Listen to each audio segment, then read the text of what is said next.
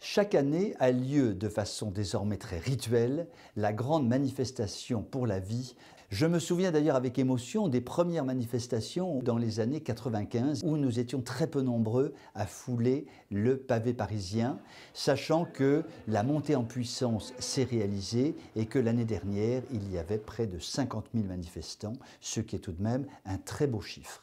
Je lance d'ailleurs un vibrant appel à toutes les associations familiales ou se revendiquant comme telles pour qu'elles communiquent sur le sujet et qu'elles invitent leurs adhérents à participer à cette manifestation essentielle.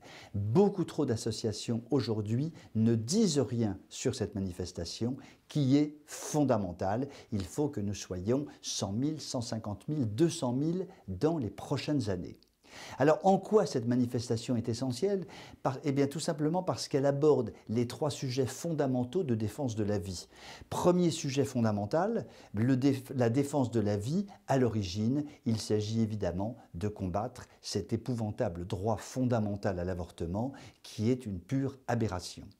Là, au milieu de la vie, si je puis dire, il y a la notion du mariage avec la funeste loi Taubira qui a introduit une parodie de mariage dans le but de détruire la famille traditionnelle. Il faut impérativement abroger la loi Taubira dont nous savons que les enfants sont mécaniquement la PMA et la GPA. Ce qui veut dire que s'attaquer à la PMA et la GPA sans vouloir supprimer, abroger la loi Taubira ne sert strictement à rien.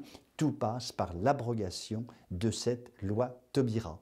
Et puis évidemment, en fin de vie, il y a la défense des personnes âgées et de leur droit de vivre, avec tout ce qui s'annonce sur l'euthanasie, qui est pour le moins peu encourageant.